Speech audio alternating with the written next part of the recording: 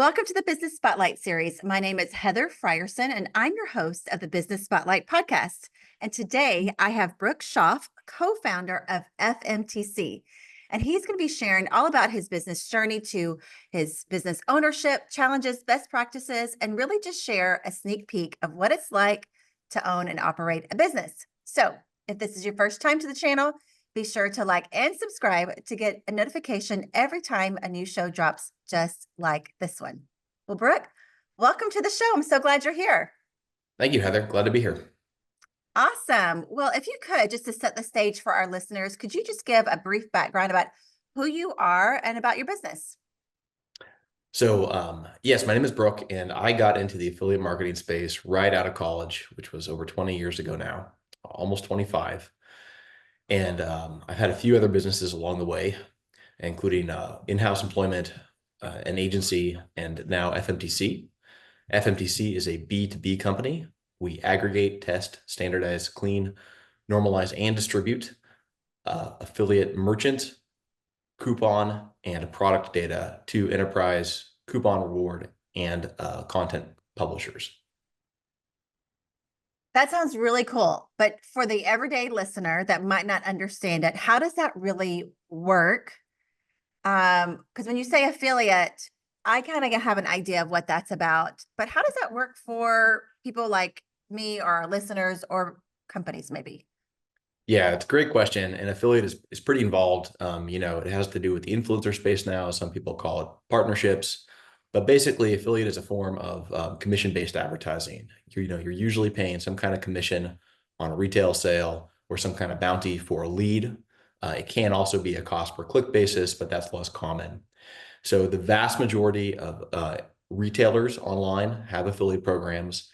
The vast majority of lead aggregators, so think credit card, mortgage offers, et cetera, those guys have affiliate programs too. There are tens of thousands of affiliate programs available to affiliates who are also called publishers. And when you have that many programs to choose from, you can use some help in terms of navigating the landscape. So we have a directory of about 20,000 programs that are out there. And then we integrate with the tracking platforms, which are also called networks, in order to pull their monetized links, their deal feeds, which include coupons, category sales, buy one, get one, gift with purchase, you name it.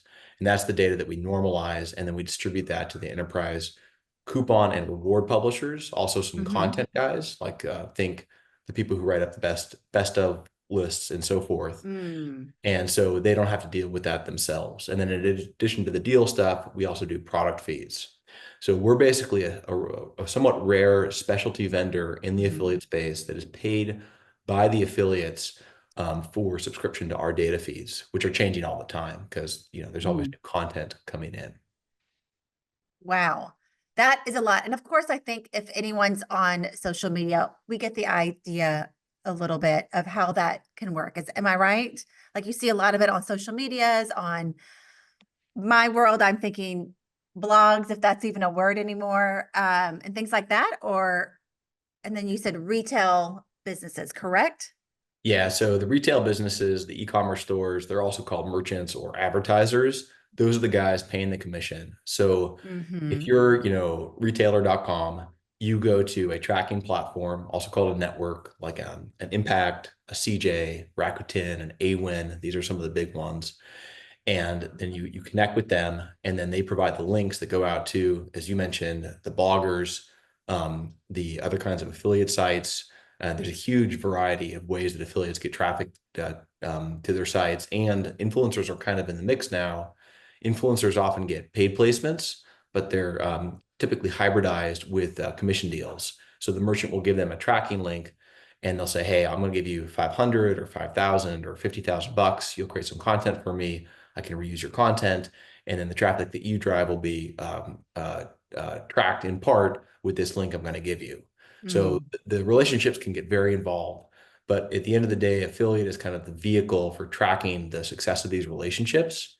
And then affiliate sort of stands out as its own channel in comparison to open web programmatic advertising, which is the display ads, and then the walled gardens, which is like, Meta / Facebook, Alphabet / Google, and then, TikTok, Pinterest, Reddit, those guys are trying to get into the game too with their own walled gardens. Mm. So affiliate is a very important channel to have. It is not the biggest channel, but it can be very profitable for the advertisers. And it can also make for a very lucrative business for the publishers because they can get the relationships with the merchants, who are also called the brands, pretty easily, or relatively easily, I should say. Mhm. That sounds really cool. And it sounds like FMTC, if I'm understanding it correct, you're really the one that brings it all together. Yeah, so we're like a data layer basically. So if you're like the blogger, a lot of bloggers only work in, for example, the Amazon ecosystem. Amazon has presumably the world's largest affiliate program. Mm. It's traditionally called the Amazon Associates program, but it's basically an affiliate program. They also have an influencer and other programs. But for the associates or affiliate program, you kind of go into that ecosystem, you pull all the links from them, you buy traffic to your page, you send that traffic to Amazon, and then Amazon will pay you commissions. And while we're on the subject, very interestingly, in the last few years, there's been a new category of network, which are called seller networks. And these guys take the advertising analytics that's available to Amazon sellers, and then they enable it so that if you're like an Amazon seller, like a direct shipper from China, for example, or somebody here Mm. in the US, you say, "Hey, Mr. Blogger, I'm going to give you a spiff on anything that you sell for my store in particular." So if Amazon pays you a 2% rate, Mm. I'm going to pay you a 10% rate, and they can actually be linked together. So for double dipping, at least for the time being. Mm. So that's very attractive. And then there are other sort of various networks out there. So the ecosystem is pretty large. It's international. And anybody who has kind of traffic that has any sort of commercial intent is a very good candidate to be a publisher and to make money, which again can be quite profitable for them. That's so cool. So you said you got into this like 25 years ago. Tell us about that journey, about how you got into this business and 25 years later, you're still here. So do you remember Zappos.com? Zap, yeah, I do. I think of Yeah. shoes when you So say Zappos. Yes. yep, yeah, the shoe company. Hmm. So very interesting backstory to that company, but my connection to it was that my brother was working in an incubator in San Francisco, where Zappos was. And when I graduated from Okay. college, I got a lead on a job through that way, and ended up getting a job as a marketing coordinator, which became an affiliate manager job. And I just took to it like a duck to water, Mm. worked in-house at a couple other companies.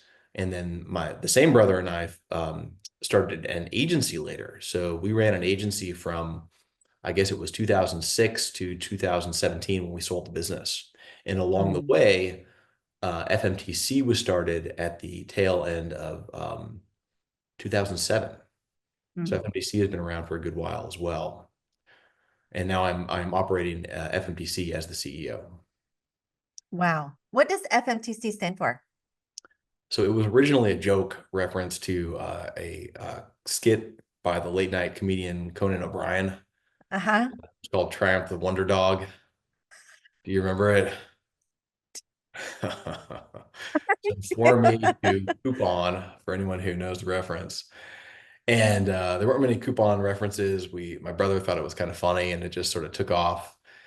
Sort of an appropriate name, even though it does sound kind of goofy, because we enable the sites to do the couponing. And the woman who co-founded it with us, who's no longer with the business, was very kind of forward-looking because she had her own coupon site, and then one competitor after another was entering the space. The coupon space can be very lucrative if you get a lot of traffic. Honey sold to PayPal for over Mm. $4 billion some years ago. And other sites have had big exits too. And the ones that don't can do quite well. So at any rate, all these competitors were coming in. She obviously can't stop them from entering the market, but she knew it was hard to handle all the data because she had built these systems out internally. So she sort of Mhm. sold pickaxes, as it were, to everybody else who was mining for gold. And it was a great model that took off right away, and still is a great Mhm. model today, because if you don't use FMDC, you either pump in the data as it is, which is basically bad data. The landing page doesn't work, the copy is bad, the coupon doesn't work, et cetera. Because with thousands of merchants, there's not a quality control, right? So you just send that out to your users, which makes for a bad user experience. You do it yourself, or you use FMDC. And the disadvantage to doing it yourself is it's very expensive to recreate and to maintain these systems. You're looking at millions of dollars for a build out and easily tens, Mm. if not hundreds of thousands of dollars a month to run it. So it's basically a specialty offer, which works quite well. It's almost a little bit like, you go to AWS for web hosting. Yeah. Wow. It sounds like you guys, just because of the title or the name you gave it itself, you'll have a lot of fun working together too. Oh yeah, we're pretty typical .com kind of SaaS. We're a fully remote company. We've been one since before COVID, before it was cool. And Mm-hmm. I don't think any system is perfect, remote or in office or the hybrid, but it's worked pretty well for us. It lets you tap into talent that's around the country, which historically has been pretty important for affiliate. And I think it's a real blessing for people who are, Mm-hmm. along in their career enough or mature enough to kind of like do that. So we do have Yeah. fun together. We see each other at shows, and we do a team retreat for the senior team Mm. once a year or so. Um, but otherwise, we're kind of balanced. We're sort of uh, not too zany. We're a little bit more in sort of the accounting firm direction, I guess, because we have to make sure Mm-hmm. data is really high Right. quality. But we do want to communicate very well together. So we got our Slack Yeah. channel and all the typical stuff. That's right. So let's talk about team. And being that you were remote before COVID, you have a handle on how to build a great team. And that's a struggle for a lot of business owners, even if they're in-house. So how do you recruit and train new team members for FMTC? Yeah, so our company is basically a three-legged stool. We have our business development team, which includes sales. We have our data processing team, which are the humans that process all the data because it can't be done by Mm-hmm. AI or software. So there's a customer service function there too.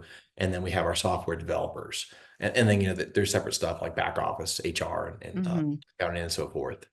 So for the BD team, in terms of hiring, it's largely word of mouth. There's, community Slack channels and talking to people and things like that. For the data processing team, we can kind of put feelers out through pretty standard job channels. And then for our tech team, we're very fortunate to have relatively low turnover there. There's a little bit of the word of mouth, and I'll give you the best hiring tip I ever got from somebody, Yeah. which is if you are trying to hire for a hard position, you reach out through LinkedIn. You got to subscribe to like LinkedIn Recruiter Lite, which is not too bad. I Mm-hmm. think it's 100 or 150 a month. You find people who fit your profile and you email to ask them if they know anyone who is looking for the job, because that takes the pressure off. Half the time they'll Mm. say they'll raise their own hand, but most of the rest of the time they'll refer you to somebody, which is actually how I got my technical lead, which was a very Mm. hard role to fill, especially at the time. And then when we get the candidates in, we put them through a pretty specific assessment process. So for the technical assessment team, they have companies like Code Signal, Codility, and there are one or two others. And those are really good because it's a totally objective test. Now you do have to watch out for cheating. So you have to take some safeguards against that. They're always reformulating the test, but it goes to a Mm-hmm. repository pretty quickly. So if you have mechanisms against that, which is usually a short test and a long test, it's amazingly effective. I could not tell you how many, and I'm not technical myself, so I can't. Mm-hmm. I'm not in a good position to judge. I'm not going to run a technical interview except for something conceptual, which would be easy to fake. So people with degrees, people who have been doing this Mm-hmm. for 10 or more years, totally fail these tests. I couldn't Mm. I actually tried to set up an offshore shop for developers once, and out of hundreds of applicants, zero passed the test, at least without Oh my cheating. gosh. The initial test, yeah, I couldn't believe it was so bad. Wow. We aborted the mission basically. So in addition to that, with the data processors, we put them through a basic sort of assessment, grammar and sort of some basic logical stuff, punctuation, because it's sort of like a light copywriting job. And then Mm-hmm. everybody in the company goes through a trade assessment. The most famous trade assessment is probably Myers-Briggs, which Mm-hmm. most of us kind of encountered at some point in our youth or school or maybe a job. Mm-hmm. And there are probably a half dozen or a dozen companies that administer very similar tests, which are very effective, not for every position, but for probably 4 out of 5 or 9 out of 10. Is somebody more diplomatic or are they more competitive? So that sort of speaks to communication style and motivation. Are they fast Mhm. paced, slow paced? Are they sort of a people person or are they more, comfortable with data? Is data more Yeah. important or people more important? And then do they have follow through? And it may sound bad to not have follow through, but that's a typical profile for an executive because they got to delegate everything. Yeah. So none of the traits takes about 10 minutes. We use one called Culture Index. I couldn't recommend it enough for any sort of serious business. Plenty of other ones out there. I've worked less. Hmm. There's one called Objective Management Group. Mm. That's very popular for sales. Um, and you can check out some of the other ones. But if you're sort of serious in hiring, absolutely recommend this. I haven't had luck with it for some positions like graphic design, but for my data processors, most of my BD team, including sales, my developers, has been very effective. It's not Mm. foolproof. I mean, I once hired a developer. He had a great trade assessment profile. He was technically quite skilled. Zero work output. We had to can him after Mm. 3 months. We should have done it sooner. So that happens, but what you're trying to do for the hiring Yeah. is mitigate your risk. And then, of course, the top grading style interview where you go through their whole work history, you look Mm. at likely friction points. And I'm also very upfront. I'm like, look, this has to be a fit both ways. I want you to like being here as much as we It's want you good. to be here. And sometimes, you encounter somebody who you think would be a great fit, but they wouldn't be happy. And then all Hmm. the deal breakers and the salary negotiation, we do flex time, so it's technically unlimited vacation. I think it's a really wonderful thing for being work from home. It's better to Hmm. accommodate family or personal hobbies. We had somebody who had a medical event, and we're able to ease up on him. And then Mm. we go through pretty normal workflow management processes. Like we use our own kind of bastardized version of EOS, which I'm presume you're familiar with, entrepreneurial operating system, Hmm. round Hmm. robins and teams and goals. Although it doesn't really work well for technical stuff in my experience. So we use a standard agile system for development with the story points, Yeah. user stories, the story points, the risk assessments, the sprints, and that all works pretty well for us. So operationally, it's very important to do that stuff. And then we're in touch on Slack. We do quarterly sort of like, virtual Mm. games and stuff like that. So I think it works about as well as it can for a remote Yeah. company. You talked about the different personality tests like Myers-Briggs and different things that you do to learn your candidates. So, what's your leadership style like, and how has it changed over the 25 years, or really since you've become the CEO? Yes, great question. So my own leadership style is, I would describe it as collaborative. I certainly have my opinions, and I'm not shy about letting the team know those.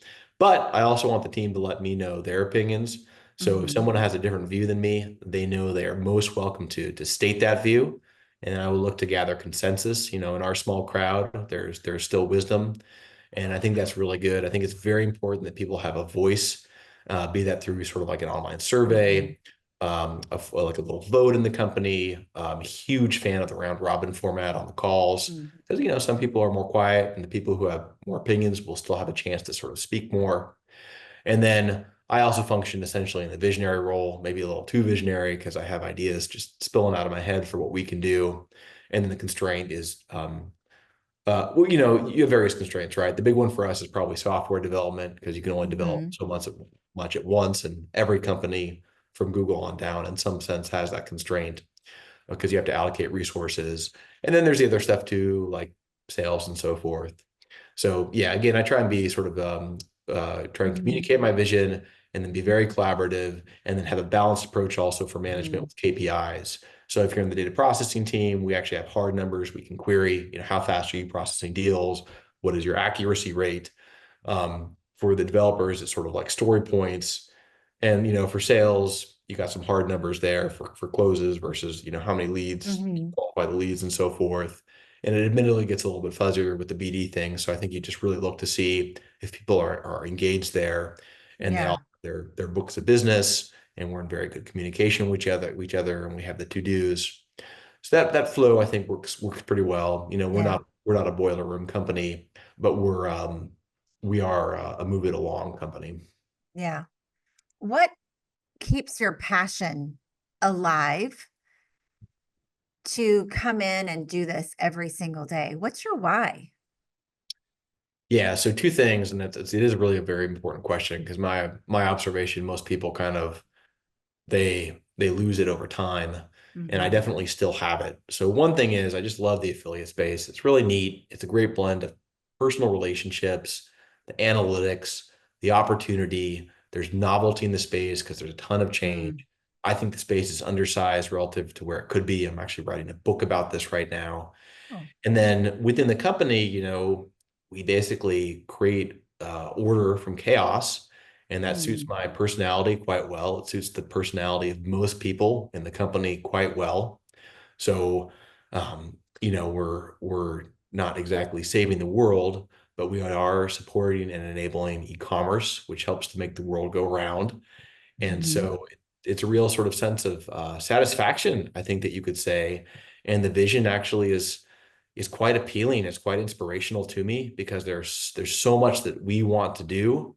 And I will give a warning to anybody who's listening right now who has a technical component to their company. Beware technical debt because it is real, and we as a company are just basically crawling out of being buried by it for years. Mm. We rebuilt our whole tech stack, which took our team, which is not one guy. It Hmm. varies in size, but about a half dozen developers typically. It took us basically 3 years to rebuild our tech stack. Mm. Obviously we know the tech stack, we know what needs to be rebuilt, and there's Yeah. so much to that. So if you have a technical company, keep up the pace and keep up the reinvestment. Mm. That's really good. You said a couple of things that I think is so important as CEOs and visionaries to remember. You said you create order out of chaos. And then earlier you talked about how you are the visionary. So you have to be aware of that you have a ton of ideas. And also just because of your personality, you love that what you get to do is so novel and it's always changing. And I hear that a lot from CEOs and visionaries. You're always on to the next thing. So what is your advice to leaders out there that are same visionary, uh, like things to change, but also need to be consistent in their day to day? How do you balance that? Yeah, they say you couldn't be an entrepreneur if you weren't a little bit delusional, if not outright clueless. And I think it's true because, it's like having a kid. You forget how tough it is, and then you have another kid, and then you remember. So I think one thing is like the EOS actually has a very good structure for this, right? Because the two top people, typically a CEO and a COO, whatever the titles are, is the visionary and then the integrator. I always Mhm. get confused because the consultant is called the implementer, which is just really not the best naming. I like the integrator. I've heard that. I think that's really true. Yeah, and so the CEO, the visionary is the gas, and the integrator is the brakes, and it's a really good sort of model. And so, whether or not you actually have that formal structure, you have to sort of like heat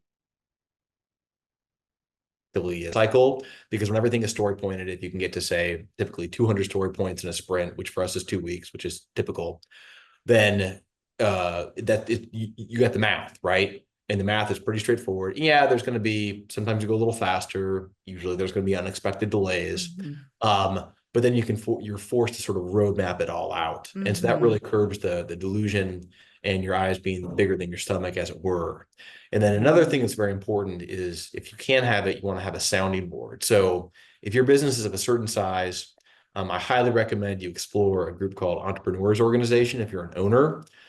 In most markets, it's $1 million or more. Austin's a little bit bigger. Where I am is a little bit bigger.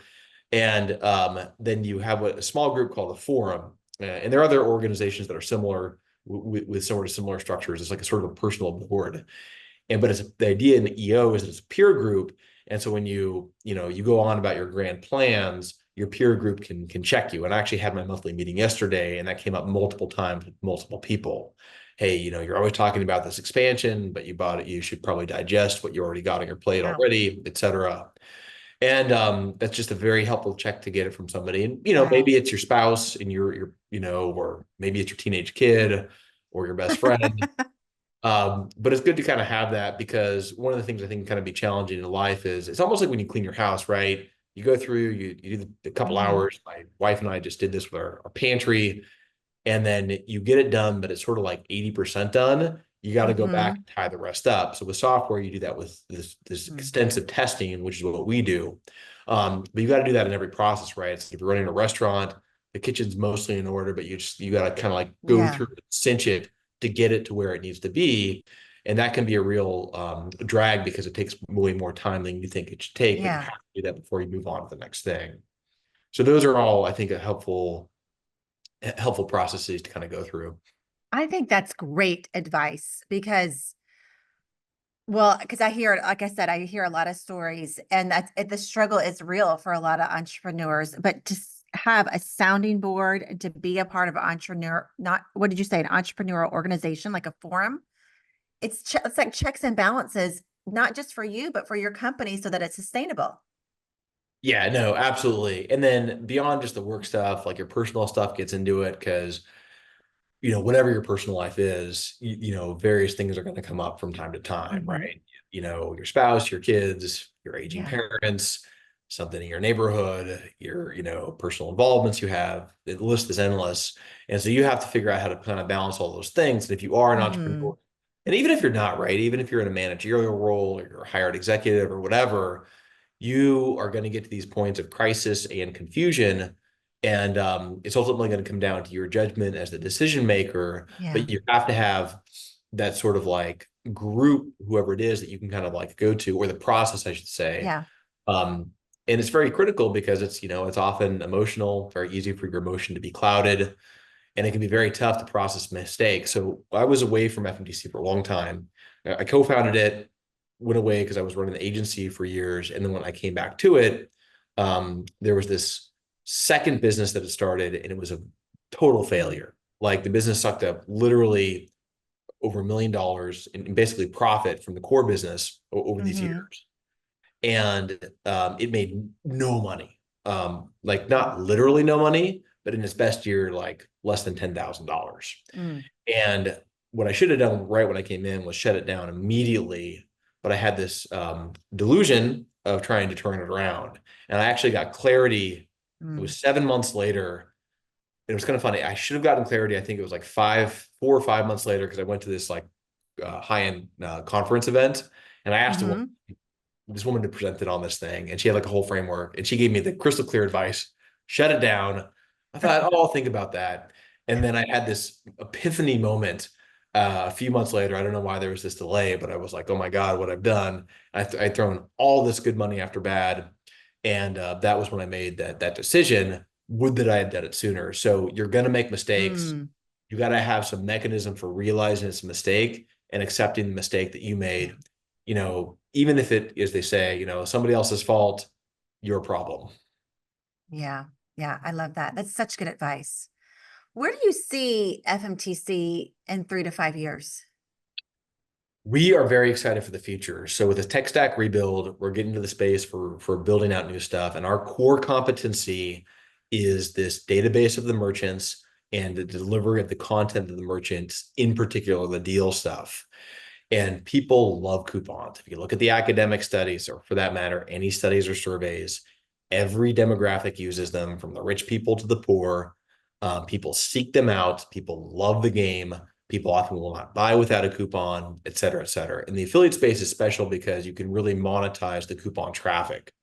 And so my view is that actually in the market space, which is e-commerce, there are too few coupons going out, because price segmentation is a very important strategy. Um, and I was listening to a podcast about an academic study where coupons are one of the, or discounts, I should say, more broadly, are one of the Mm. most influential things to get somebody to move off the dime for purchase, especially purchase Hmm. a new brand. And that's especially important in the marketplace here in the US, where Amazon is the king of e-commerce.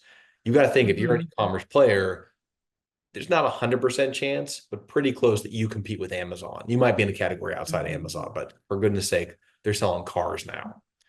So Oh gosh. In that context, you want to pull on every lever that you have as a merchant. Discounting is going to be one of those levers. Now you have your on-site stuff, your email list, your own social media, et cetera. But what you don't have is full distribution with that. That's what affiliate is. And of course, you can buy ads on Meta, you can buy ads on Google, but affiliate is just the best way to sort of distribute this content.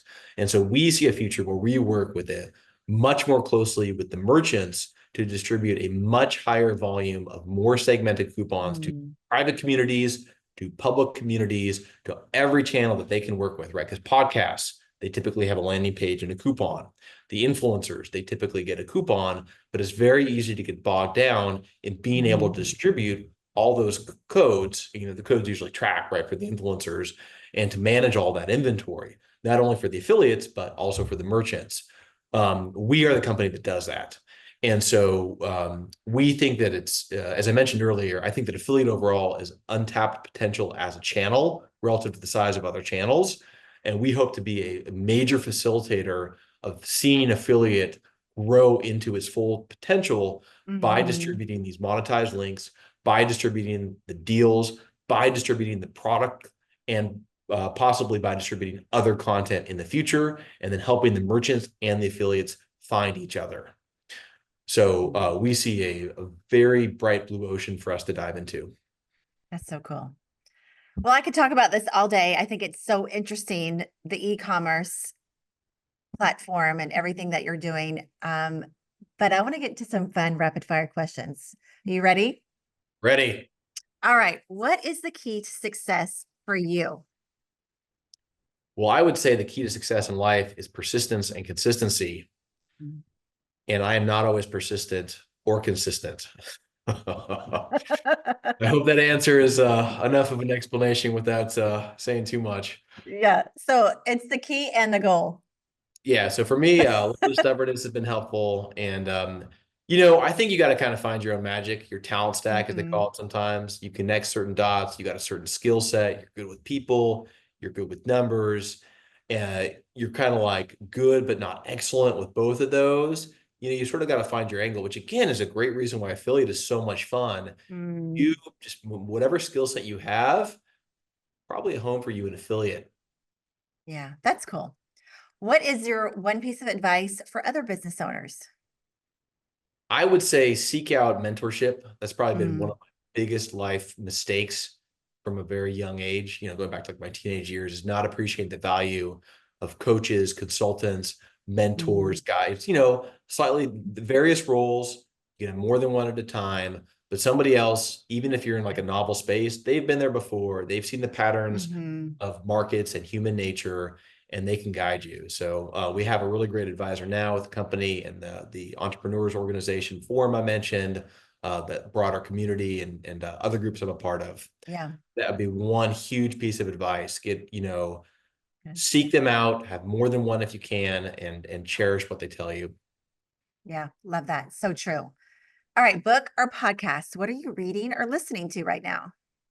I am reading, so the book I'm reading actually right now is a Don Quixote. Have you ever read What is it? that? Uh-uh. You've heard of it. This is the famous book by Cervantes. This is the crazy guy who tilted at windmills. The Man of La Mancha. There was that musical from the Oh, 70s yes. I do with know the Friar musical. Sancho See, you should have Panza. started there and I would have done. It is hilarious. I'm in a book club. We read the classics of the Western canon, which is fantastic. You start with Oh, that's cool. you start with the Iliad and the Odyssey, and you work your way through. Hmm. Oh, Business books wow. and podcasts, too many to mention. There are a ton of affiliate podcasts out there. There's too many to listen Mm. to. I try and listen to a lot of Mhm. those. Some affiliate adjacent stuff as well. I just listened to one by a company called Ad Exchanger yesterday. In the affiliate space, there's really good content from a company called Martech Record. And I may also humbly submit my own email. We send that one out every Wednesday, and I comment on affiliate affairs and where I think affiliate is going and various things like that. And yeah, then some other stuff, but in the business sense, that's what I kind of focus on. You're always learning, it sounds like. Yeah, you should always be taking it in a little bit because you Mhm. never know where you'll find a nugget. You really don't. It's true. It's very true. All right. This is kind of a fun question. If you had a little bit of magic dust and could sprinkle it in one area of your business, where would you sprinkle it? Sales, of course, sales and marketing, absolutely. And we are, I'm actually part of another community called SaaS Rise, which is really good. And that's for sort of Mhm. like SaaS sales companies. And we're going through a whole thing with them to really improve our outbound sales and marketing. Like this guy's got a whole system, and it's very straightforward. It's kind of funny. Sales is very straightforward. You talk to somebody, hey, do you want to buy my stuff? But it's much more involved with that and that, of course. And it's a ton of work to implement it properly. So I would Mhm. absolutely sprinkle the magical pixie dust there, because you improve your landing page conversion rate by Mm. 10 or 100%. That's magic. You figure out what ads you shouldn't be buying. That's magic, and so on and so forth. Good. That makes a lot of sense. All right, before we get to the last question of the day, share with everyone how they can follow you, hire you, all the things. So FMTC is fmtc.co. You can sign up for our email list there. And I'm easiest to find on LinkedIn. It's BROOKSCHAAF. I should be pretty easy to search. And Awesome. you can, yeah, you're welcome to message me there. We'll link it in the show notes as well. That's great. All right, final question of the day. What is most inspiring you today? So inspiration for me, pretty standard. I think the business is very inspiring, but then also I've got my family. I've got some little kids. Um, they're wonderful when they're not terrible. Um, so that's a great thing. That's where kind of where my life is balanced right now. Yeah, I love that inspiration. Your business and your family, your two passions. That's great. Well, this was an awesome conversation. I really enjoyed hearing about FMTC and your journey. So, thank you for being part of the show. And I just want to encourage everyone that's watching and listening to save this show and come back, because Brooke really did have some really great, wise nuggets for business leaders and entrepreneurs. So, don't forget to like and subscribe so you don't miss when a new conversation drops just like this one. But thanks for everyone for joining us today. But a special thank you to you, Brooke. It was great having you today. Yeah, great questions. Really appreciate Yeah. your hospitality. Thank you. Awesome. Well, we'll see you next time. Bye bye.